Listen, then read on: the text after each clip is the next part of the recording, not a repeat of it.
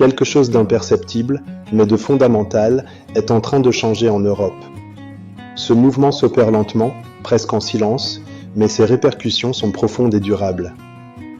Dans les rues autrefois animées des villes européennes, les visages se font plus âgés, les écoles, jadis remplies de rires d'enfants, se vident progressivement, tandis que les hôpitaux, eux, voient leurs couloirs se remplir, témoignant d'une population vieillissante et de besoins de santé croissants. Il ne s'agit pas d'une crise soudaine ou d'un événement imprévu, mais plutôt d'une transformation démographique majeure. C'est un phénomène profond, aux racines complexes, et dont la nature semble irréversible, redéfinissant le tissu même de nos sociétés. Partout sur le continent européen, une tendance alarmante se dessine, la natalité est en baisse constante, atteignant des niveaux historiquement bas dans de nombreux pays, ce qui a des implications considérables pour l'avenir. En Italie, par exemple, le taux de natalité est tombé à une moyenne d'un enfant par femme, un chiffre qui ne permet pas le renouvellement des générations. En Allemagne, la situation est à peine plus favorable, avec un taux légèrement supérieur, mais toujours insuffisant pour maintenir l'équilibre démographique.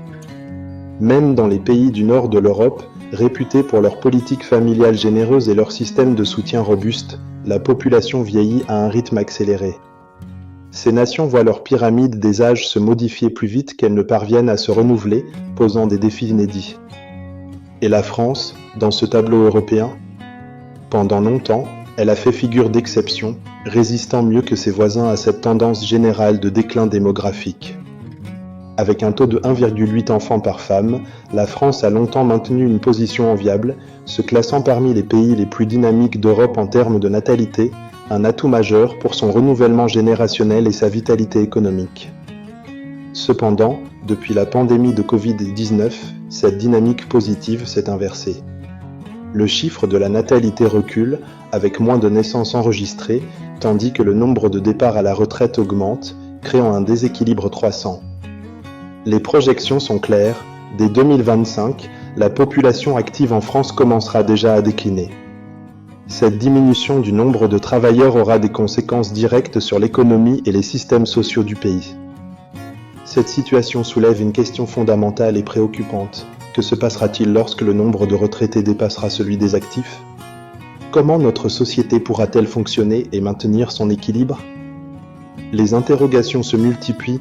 Qui assurera le financement des retraites de nos aînés ? Qui prendra soin des malades, enseignera aux jeunes générations et construira les infrastructures de demain ? Ces questions sont au cœur des défis à venir. Au-delà des simples statistiques, une question essentielle se pose. L'Europe pourra-t-elle maintenir sa